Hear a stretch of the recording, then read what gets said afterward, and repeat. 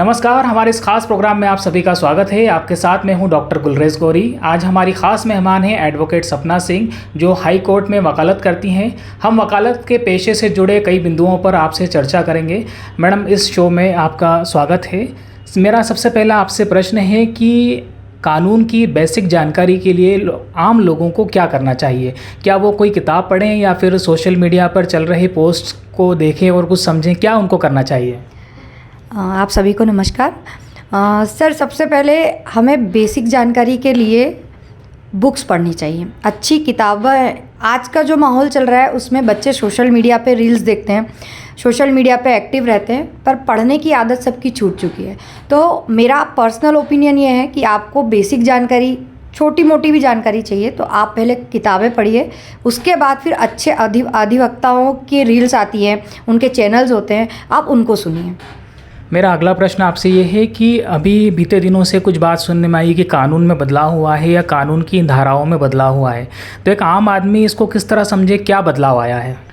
Sir, बदलाव कुछ भी नहीं हुआ है। जैसे कि 125 एक सेक्शन था, वो 144 में चेंज हो गया है। अंदर के जो रूल्स हैं, अंदर की जो रेमेडीज़ हैं, अंदर के जो प्रावधान हैं वो सेम है, केवल उनकी धाराएं चेंज हुई हैं। तो उससे ऐसा कोई ख़ास फ़र्क आम लोगों के लिए कुछ ऐसा होगा नहीं, सिर्फ चेंज हुआ है उनकी धाराएं, और जो प्रोसेस है, प्रोसीडिंग, वो वैसी है। बीते कुछ सालों में एक चीज़ देखने को मिली है कि चाहे हाई कोर्ट हो चाहे डिस्ट्रिक्ट कोर्ट्स हों, वहाँ पर महिला अभिभाषकों की संख्या काफ़ी बढ़ी है।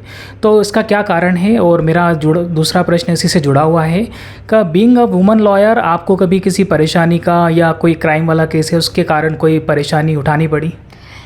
सर, जो पहला क्वेश्चन है उसके लिए मैं आपको ये कहूँगी कि केवल सिर्फ एडवोकेसी में ही नहीं, हर क्षेत्र में महिलाएं आगे आ रही हैं, हर क्षेत्र में हमारी जो युवतियां हैं वो आगे आ रही हैं। तो not only for this profession, आप देखिए पेट्रोल पंप पे आपको सुपरवाइज़र में लड़कियां मिलेंगी, आपको ड्राइविंग करते हुए लड़कियां मिलेंगी। तो इसी क्षेत्र में नहीं, अब ये दौर आ गया है कि आज के दौर में लड़के और लड़कियों का कंपटीशन ख़त्म हो गया है, जिसमें जो स्किल्ड होगी उस प्रोफेशन में आपको दोनों ही लोग मिलेंगे।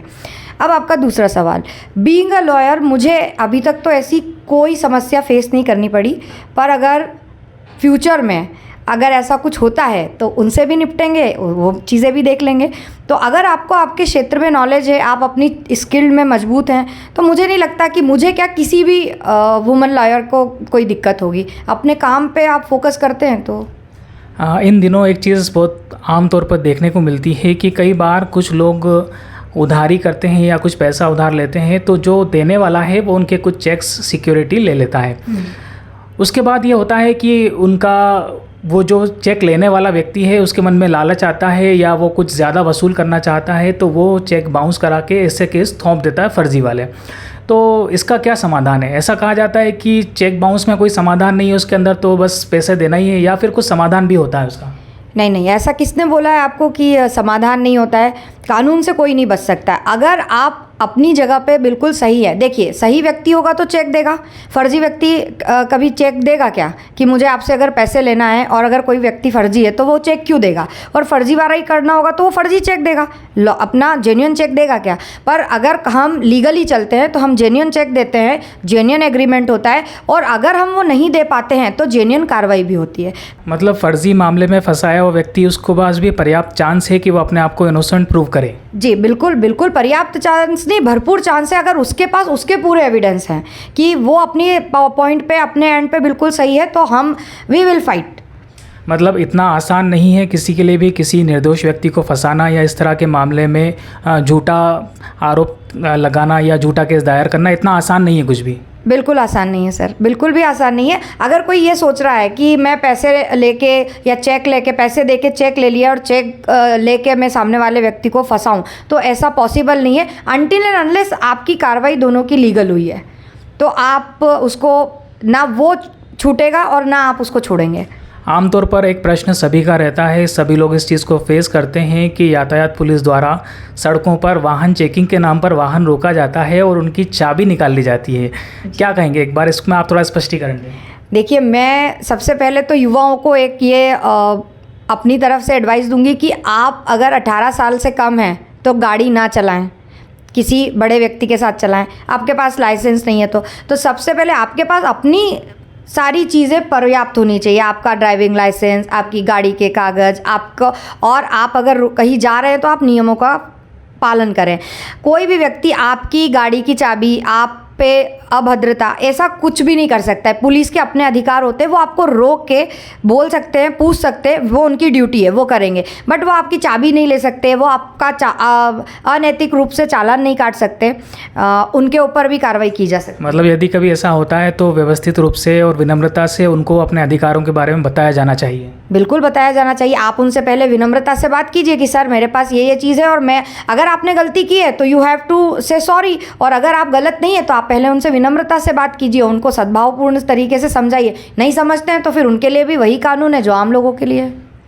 LLB जो कानून की पढ़ाई होती है, ये शोषण से बचाती है, व्यक्ति को उसके अधिकारों के प्रति सचेत करती है, जागरूक करती है। क्या ये अच्छी इनकम भी दिलाती है? जी, सबसे पहले देखिए, कोई भी पढ़ाई बुरी नहीं होती है। आप किसी भी फील्ड में जाएं, हर फील्ड आपको नॉलेज देता है, हर फील्ड आपको जानकारी देता है, और हर फील्ड में आप किसी एक फील्ड में जाके स्पेशलाइजेशन करते हैं। लॉ का एक ऐसा फील्ड है जहाँ पे नो डाउट अच्छे केसेस आते हैं तो फीस भी अच्छी आती है, पर आपका काम मजबूत होना चाहिए। तो ये एक income of source no doubt लोग करते हैं। ये एक ऐसा, एक ये वाला प्रोफेशन और एक डॉक्टर का प्रोफेशन ऐसा होता है जो प्रैक्टिसिंग होता है। तो बिल्कुल आप ये कह सकते हैं कि जितना अच्छा हम शोषण से बचते हैं, हमें अधिकारों की जानकारी होती है, कर्तव्यों की जानकारी होती है, कहीं ना कहीं हम उसमें इनकम भी जनरेट करते हैं।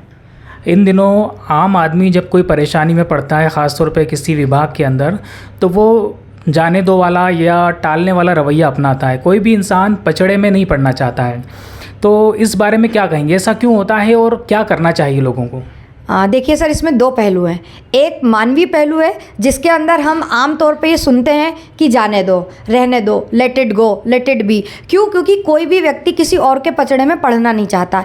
पर अगर कानूनी दृष्टि से हम ये देखें तो पहले ऐसा होता था कि कोई व्यक्ति अगर रोड पे एक्सीडेंट हो जाता था या गिर जाता था तो लोग उसकी मदद करते थे, ये मानवीय पहलू है। पर आजकल लोग क्या करते हैं, मदद तो करते हैं पर पहले वो पुलिस को कॉल करते हैं, एम्बुलेंस को कॉल करते हैं और बोलते हैं आप जानो, आपका काम जाने। ये दोनों चीज़ें अलग हैं, बट ये दोनों चीज़ें ही मानवीय पहलू से जुड़ी हुई है। तो मुझे ऐसा लगता है कि अगर आपको लगता है कि ये जेन्युइन बंदा है या बंदी है जिसके साथ गलत हुआ है, तो एक सामाजिक रूप में एक अच्छे व्यक्ति होने के नाते आपको उसके लिए स्टैंड लेना चाहिए। तो it's very important for every person कि यू हैव टू से सही, मतलब अगर आप गलत होता हुआ देख रहे हैं तो आप गुनहगार हैं। अगर आपके सामने गलती हो रही है तो आपको स्टैंड लेना चाहिए। वकालत के पेशे में आपने भी बीते कुछ समय में देखा होगा कि शादियां बहुत टूट रही हैं और फैमिली कोर्ट के बाहर बहुत लोग हैं, बहुत सारे केसेस हैं। क्या कारण है इस सब का, और इन सब पचड़ों से बचने के लिए इंसान को, व्यक्ति को क्या करना चाहिए? अंडरस्टैंडिंग डेवलप करनी चाहिए, क्योंकि अभी के जो दौर में आप देखिए, हम वही जनरेशन गैप आता है। लोग बोलते हैं कि पहले की शादियाँ, पहले की महिलाएं सहन कर लेती थी पर उनको ये सिखाया जाता था कि हमारा घर है, परिवार है, तोड़ना नहीं है।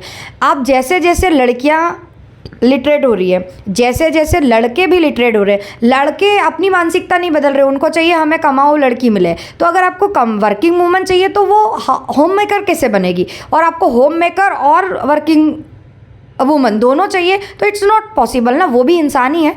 तो मुझे लगता है कि यहाँ पे सबसे मेन जो पॉइंट है वो अंडरस्टैंडिंग का है।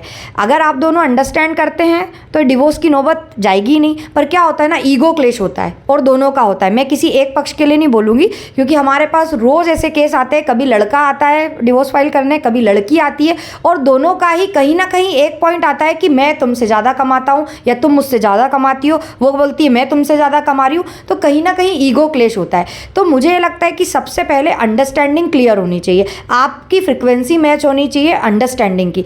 अगर आपने समझ के आप बात करो ना बैठ के, मिसप्यूट हर जगह होते हैं और वो होते रहेंगे। तो अगर आपके बीच में मिसप्यूट है तो you have to solve it. आप बैठो, आप बात करो। अगर नहीं जमता है तो ये सबसे आखिरी पायदान है। अगर हम हिंदू संस्कृति में जाएंगे तो हमारे यहाँ पे विवाह विच्छेद जैसा कोई शब्द ही नहीं है। हमारे यहाँ विवाह एक एक ऐसी चीज़ है जिसमें हम परिवार से जुड़ते हैं, हमारे यहाँ विच्छेद का कोई कॉलम ही नहीं है। बट चूँकि आज के सीनियरों को देखते हुए 6 महीने होते हैं, साल भर होता है, लड़के लड़कियों की जमती नहीं है, या तो लड़का फाइट करता है या लड़की फाइट करती। दूसरा पॉइंट आता है सहनशीलता नहीं है, तो अंडरस्टैंडिंग की कमी है, सहनशीलता की कमी है। तो मुझे ऐसा लगता है कि आपको पहले अंडरस्टैंड करना चाहिए, थोड़ा सहन करना चाहिए, फिर आपको बात करनी चाहिए। सबसे पहले आप बात कीजिए, उसके बाद किसी निर्णय पे पहुंचिए। क्या व्यक्ति को जब पुलिस स्टेशन जाना पड़ता है तो वो व्यक्ति, कोई भी आम इंसान हो, वो किस तरह से अपने अधिकारों को इस्तेमाल कर सकता है?